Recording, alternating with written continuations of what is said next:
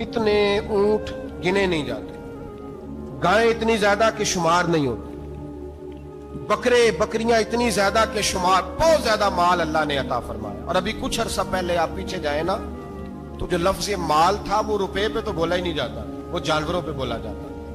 बहुत ज्यादा माल अल्लाह ने दिया, बकरियां, गायें, ऊंट, बैल, बड़ा कुछ।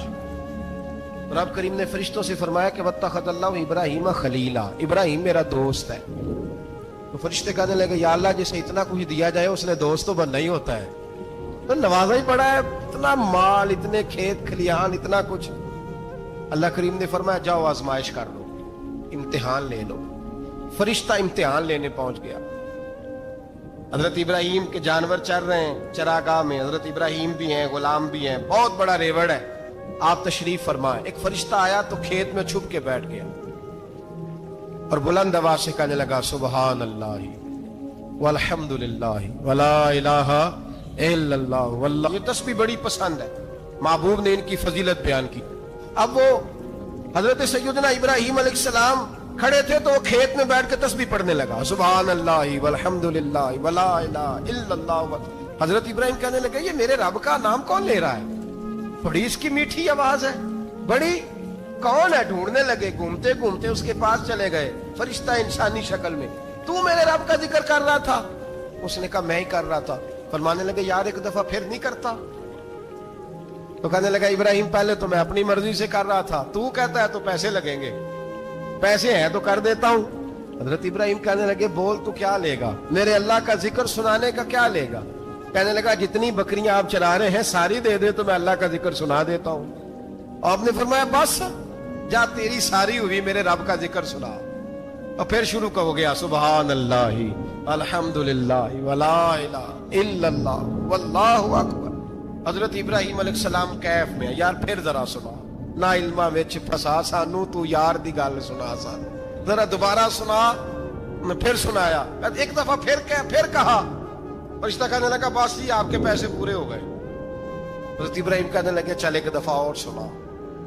कहने लगा पैसे लगेंगे, तो क्या लेगा? कहने लगा गाय भैंसे सारी मेरी। फरमाया बस यार इतनी कीमत, तू सुना सही, सारा कुछ ही तेरा। फिर शुरू हो गया सुभान अल्लाह वल्हम्दुलिल्लाह वला इलाहा इल्लल्लाह वल्लाहु अकबर। गायें दे दी, भैंसे दे दी, वो जिक्र सुनाता है। हजरत इब्राहिम कभी मचलते हैं, कभी रोते हैं, कभी आहें भरते हैं, तू मेरे रब का नाम ले रहा है, जरा फिर से ले। कैफ जारी है। कहने लगा बस भाई। हजरत इब्राहिम फरमाने लगे तू और ले ले जो लेना है, मुझे जिक्र सुना। उसने कहा इब्राहिम बकरियां मैं ले चुका, गाय भैंसे मैं ले चुका, ऊंट रह गए, सारे ले लूंगा फिर जिक्र सुनाऊंगा। फरमाया जा तेरा हुआ तू जिक्र सुनाता रहे, मैं देता हूं। दे दिया, कुछ देर जिक्र किया तो अब खामोश हो गया। हजरत इब्राहिम खलीलुल्लाह अलैहिस्सलाम फरमाने लगे जिक्र सुना। कहने लगा इब्राहिम अब तेरे पास देने को क्या है, हर चीज तो मैं ले चुका। आप फरमाने लगे ये गाय भैंसे बकरियां चराने के लिए तुझे कोई नौकर मुलाजिम भी तो चाहिए ना, तू इस तरह कर मुझे रख ले, मैं रोटी नहीं मांगूंगा, खाना नहीं मांगूंगा, तो अल्लाह का जिक्र सुनाता रहना, मैं तेरे जानवरों की नौकरी करता रहूंगा। हजरत इब्राहिम अलैहिस्सलाम ने जब ये कहा ना, फरिश्ते की आंखों में आंसू आ गए। तरदामनी पे शेख हमारी ना जाइए, हम दामन निचोड़ दें तो फरिश्ते वुजू करें। फरिश्ता रो पड़ा और कहने लगा इब्राहिम मुझे सीने से लगाओ, आप वाकई इस काबिल है कि अल्लाह आपको अपना दोस्त बनाए, वाकई इस काबिल है कि रब आपको अपना। हजरत इब्राहिम अलैहिस्सलाम का खुदा से मोहब्बत करने का निराला अंदाज। हजरत इब्राहिम बहुत बड़े मेहमान नवाज थे, सिर्फ कुर्बानी नहीं देते थे, सारा साल बहुत सारा लंगर, बहुत सारा खाना पीना, बहुत सारी चीजें जारी रहती थी। और जितने गरीब लोग थे फलस्तीन के, उनको पता था कि हजरत इब्राहिम अलैहिस्सलाम का लंगर जारी है। फलस्तीन में जब आपका कयाम था, एक दफा ढेरों मेहमान आ गए और खाने को कोई चीज नहीं। हजरत सारा और जनाब हाजरा दोनों उस वक्त मौजूद थी। वो कहने लगी इब्राहिम बहुत सारे मेहमान आ गए तो क्या करें? जनाब सारा कहने लगी किस तरह करके इनकी मेहमान नवाजी करनी। और हालात ये है कि कहत पड़ा हुआ है फलस्तीन में, मिस्र में, दूर दराज इलाकों में।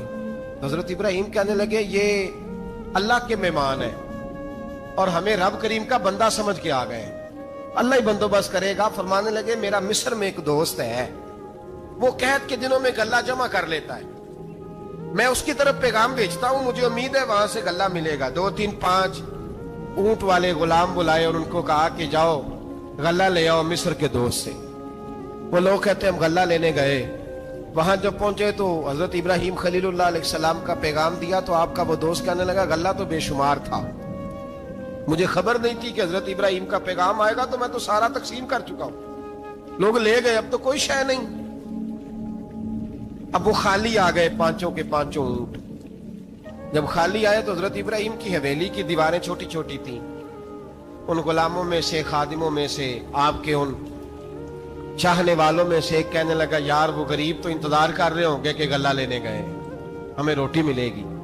چھوٹی چھوٹی دیواریں ہیں, وہ جب دیکھیں گے نا خالی آ گئے تو انہیں تکلیف ہوگی. اس طرح کرو بوریوں میں ریت بھر لیتے ہیں, ریت بھر کے لے جاتے ہیں, بعد میں اندر رکھ کے انہیں سمجھا بہلا لیں گے یا حضرت ابراہیم کو بتائیں گے, وہ خود ہی ان لوگوں کی دل جوئی فرمائیں گے. اب غلہ کی جگہ ریت بھر کے اونٹوں پہ رکھ کے لائی گئی. لا کے بوریاں جب رکھ دی گئیں, حضرت ابراہیم علیہ السلام دوپہر کے وقت آرام فرما رہے تھے. بی بی سارا اٹھی, کہتی ہیں جب میں نے دیکھا نا کہ بوریاں پہنچ گئی ہیں تو گئی, غلام کو ساتھ لیا اور اس کو جب کھولا نا تو کہتی اتنی حسین گندم میں نے پہلے کبھی دیکھی نہیں تھی, اتنا پیارا دانا میں نے کبھی ملاحظہ ہی نہیں کیا تھا. فرماتی ہیں جب اس کو پیس کر چکی میں روٹیاں پکائیں تو خوشبو دور دور تک پھیل گئی. اعلیٰ غذا بنی, بڑے بڑے کھانے بیبیوں نے مل کے پکائے, چن دیے گئے. حضرت ابراہیم اٹھے تو لوگ کھانا کھا رہے, سجدہ شکر ادا کیا, اور جب سجدے میں گئے تو وہی آنے لگی, پھر رونے لگے. جب پلٹ کر باہر تشریف لائے تو جناب سارا کہنے لگی ابراہیم تمہارا مصری یار بڑا اچھا ہے, اس نے اتنی اعلیٰ گندم بھیجی ہے کہ اتنی تو میں نے پیاری گندم کبھی دیکھی نہیں. جناب ابراہیم مسکرائے, فرمانے لگی سارا یہ مصری یار نے نہیں بھیجی, یہ میرے عرشی یار نے بھیجی ہے, یہ میرے عرشی یار نے بھیجی ہے. بھائی مہمان نوازی مزاج تھا, ہاتھ لٹا دینا مزاج تھا, دوسروں کی اشکشوئی مزاج تھا. حضرت ابراہیم علیہ السلام کا طریقہ ہے قربانی, حضور نے ان کا طریقہ بیان کیا. اگر سال کے بعد قربانی دینا ان کا طریقہ ہے تو سارا سال غریبوں کو روٹی دینا بھی حضرت ابراہیم کا طریقہ ہے. سارا سال غریب کی نوکری کرنا یہ بھی حضرت ابراہیم کا طریقہ ہے. بھوکے کو کھانا کھلانا یہ بھی میرے مصطفیٰ کریم سید عالم صلی اللہ علیہ وسلم سے صحابہ نے پوچھا حضور بہترین مسلمان کون ہے, بہترین مسلمان؟ تو حضور نے فرمایا جو سلام لینے میں پہل کرے اور غریب کو روٹی کھلانے میں سب سے اچھا ہو, وہ بہترین مسلمان ہے, زبردست مسلمان. ہمارے ہاں دعوتیں ہوتی ہیں تو امیروں کی, افطاریاں ہیں تو امیروں کی, اور میرے مصطفیٰ کریم علیہ السلام نے فرمایا بدترین دعوت ہے جس میں امیر بلائے جائے غریب نہ بلائے جائے, وہ بدترین دعوت. حضرت ابراہیم کا طریقہ رہا ساری زندگی مہمان نوازی. میرے بھائی یہی محبت انہیں میرے مصطفیٰ سے بھی تھی. ایک نبی گھر بنا رہا ہے, دوسرا بنوا رہا ہے. حضرت اسماعیل علیہ السلام پتھر اٹھا اٹھا کے لا رہے ہیں, جناب ابراہیم بنا رہے ہیں. جب خانہ کعبہ بن گیا تو کہنے لگے ربنا وابعث فیہم رسولا, اے اللہ اب اسے بسانے کے لیے اپنا آخری رسول بھی عطا فرما. نبی پاک فرماتے ہیں میں دعا ہوں حضرت ابراہیم کی, اور حضرت ابراہیم سے رب کریم نے فرمایا چل ابراہیم کوئی چیز دے, تو کہا یا اللہ تینوں ہی تیرے نام پہ قربان کرتا ہوں, تیری ہوئی ساری, ہر شے تیری. حضرت ابراہیم نے دین کے لیے, آپ شہر بابل کے قریب پیدا ہوئے تھے, وہاں سے مصر آئے, مصر سے فلسطین آئے, اور فلسطین سے آ کر کے کعبہ آباد فرمایا. زندگی سفروں میں گزری. سفر ایک تکلیف والی چیز ہے, پر حضرت ابراہیم نے وطن چھوڑ دیا, گھر چھوڑ دیا. جان بڑی عزیز ہوتی ہے, تو حضرت ابراہیم نے جب دین کے لیے نکلے تو جد و جہد کی, گھر کے اندر بھی گھر کے باہر بھی. آپ کے والد کا نام طارق ہے, وہ توحید پرست تھے, ایماندار تھے, پرہیزگار تھے. آپ کے چچا کا نام آزر ہے, وہ بت پرست تھے, بت بیچا کرتے تھے. حضرت سیدنا ابراہیم علیہ السلام جب میدان عمل میں نکلے تو حضرت ابراہیم علیہ السلام نے اپنے گھر سے جہاد شروع کیا. لڑنا پڑا, گھر کے اصولوں سے, چچا نے جو رواج بنائے ہوئے تھے اس رواج سے ٹکرائے. فرمایا میں اپنے گھر کے اندر یہ بت پرستی نہیں ہونے دیں گا. چچا کو ایک دفعہ نہیں بار بار 100 دفعہ سمجھایا.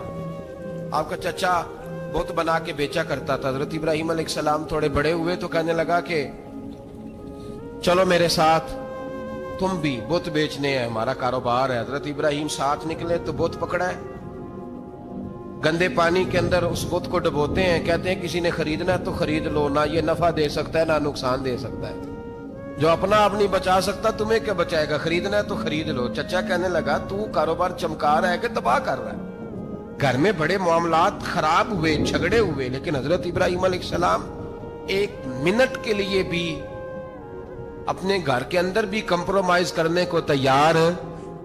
ये थोड़ा मुश्किल मैंने पहलू छेड़ दिया है, ये थोड़ा मुश्किल पहलू छेड़ दिया है। बड़ा समझदार आदमी है पर बीवी से पर्दा नहीं करा सकता, सियाना है, पंचायत का बंदा है, जो इससे आप कहेंगे वो बात ये सुनाएगा, लेकिन कहता नहीं जी मैंने कोशिश कर ली है। इस किस्म की कोशिश है साहब, कैसे हो गया? हजरत इब्राहिम अलैहिस्सलातो सलाम ने घर के अंदर से फरमाया नहीं करने दूंगा, घर के अंदर भी टकराए, फरमाया तुम जो भी हो पाश पाश किया चचा के उसूलों को, और बाहर जब निकले तो सिर्फ इलाके के चेयरमैन से नहीं टकराए, MP MNA वजीर मशीर से नहीं टकराए, सुपर पावर नमरूद दुनिया का वाहिद हुक्मरान था उस वक्त, दूसरा कोई हुक्मरान ही नहीं था, अकेले हुक्मरान से जाकर टकराए, कोई साथ फौज नहीं थी, कोई साथ उनके ताकत बजाहर दुनियादारी की कोई नहीं थी, पर हजरत इब्राहिम जाकर टकराए। और मेरे रसूल पाक सल्लल्लाहु अलैहि वसल्लम ने सनद बयान की, फरमाया अफदलुल जिहाद कलीमतुल हक इंद सुल्तानिल जाबिर, फरमाया सबसे अफजल जिहाद ये है कि तू जालिम बादशाह के सामने खड़े होकर हक बात बयान कर दे, ये सबसे बड़ा जिहाद है, ये सबसे अफदलुल जिहाद है कलीमतुल हक इंद सुल्तानिल जाबिर, सबसे बड़ा जिहाद। हजरत इब्राहिम खड़े हो गए, सुपर पावर से टकराए। यहां हम लोग हिकमतों का शिकार हैं, देखेंगे करेंगे सोचेंगे, और मौलवी साहब को वैसे कहते हैं आप परहेज करें सियासी बातों से। भाई अल्लाह के हर नबी ने जाके वक्त के जालिम हुक्मरान को लताड़ा है, ललकारा है, ये तो मिशन अंबिया है। हजरत सैयदना इब्राहिम अलैहिस्सलातो सलाम ने उसको जाके कहा कि तू झूठ बोलता है, तू झूठा है, तू खुदाई का दावा करता है, तू बहुत बड़ा जालिम है। और कुरान मजीद ने इस सारी बात को बयान फरमाया। हजरत इब्राहिम अलैहिस्सलातो सलाम से कहने लगा मैं रब हूं, तो आपने फरमाया मेरा रब तो वो है जो जिंदा करता और मारता है। तो फिर आप हक बात बयान करेंगे तो अल्लाह मारेगा कि बंदा मारेगा? कुछ भी नहीं होता, क्योंकि जिंदगी मौत किसके हाथ में है? अल्लाह के हाथ में। जिंदगी मौत अल्लाह, कुछ भी नहीं होता। इंसान सही सिमत का तायुन करे और सही सही चले। हजरत अली शेर खुदा से किसी ने कहा था कि आपके बड़ी दुश्मनी है, कोई मुहाफिज रख लें। आप फरमाने लगे मौत खुद बहुत बड़ी मुहाफिज है, वक्त से पहले आती ही नहीं, बड़ी मुहाफिज है, वक्त से पहले। अल्लामा नूरानी रहमतुल्लाह ताला अलैह कराची जैसे शहर में रहा करते थे, जहां गांव गांव पे खतरा था। लोगों ने कहा हजरत इतने बड़े लीडर हो, आपकी जमात की 62 सीटें हुई कौमी असेंबली में, एक ऐसा वक्त भी आया तो कोई एक आदमी बंदूक वाला। आप फरमाने लगे मुझे जरूरत ही नहीं, इसलिए कि जिस खुदा रसूल के लिए मैं निकला हूं वो खुद ही हिफाजत करने वाले हैं, जरूरत नहीं इन चीजों। तो भाई हजरत इब्राहिम टकराए और आपका अंदाज क्या है? जाके कहा कि तू नहीं, खुदा वो है जो जिंदा करता। और उसने एक बेवकूफों जैसी दलील दी। एक आदमी को कल फांसी देनी थी तो उसको बुलाया, कहने लगा तुझे कब फांसी है? उसने कहा कल। कहने लगा जा तुझे आजाद किया, जिंदगी दी, उसको छुट्टी दे दी। एक आम आदमी बेचारा बैठा था, उसको पकड़ के ना कहने लगा इसकी गर्दन उड़ा दो। कहने लगा देख लो मैं भी जिंदा करता और मारता हूं, वो जो कल मरने वाला था मैंने जिंदा कर दिया है, और जिसको पता ही नहीं था कि मैंने मरना है उसे पकड़ के मैंने मार दिया है। ये बेवकूफों जैसी दलील है। हजरत सैयदना इब्राहिम अलैहिस्सलातो सलाम चाहते तो उसी वक्त दलील तोड़ देते कि तू क्या बेवकूफों जैसी बात कर रहा है, अगर तू जिंदगी देता है तो मरे हुए में जान डाल के दे जिसको तूने मारा है।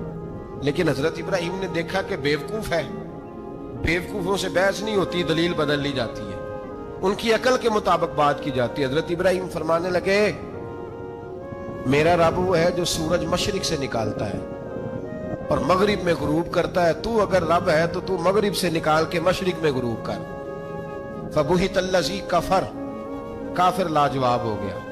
اس کے پاس اس چیز کا کوئی جواب نہیں تھا. علامہ اسماعیل حقی نے خوبصورت فقرہ لکھا ہے, خوبصورت, جان ڈال دی ایک جملہ کہہ کے. حضرت سیدنا علامہ اسماعیل حقی رحمت اللہ علیہ فرمانے لگے چونکہ نمرود بیوقوفوں جیسی باتیں کر رہا تھا, اگر وہ یہ کہہ دیتا نا کہ میں سورج کو نکالتا ہوں مشرق سے, میں غروب کرتا ہوں معاذ اللہ مغرب میں, میں نکالتا ہوں, تو آپ اپنے رب سے کہیے کہ وہ مغرب سے نکال کے مشرق میں غروب کرے. علامہ اسماعیل حقی فرماتے ہیں رب کریم کی آواز قدرت تھی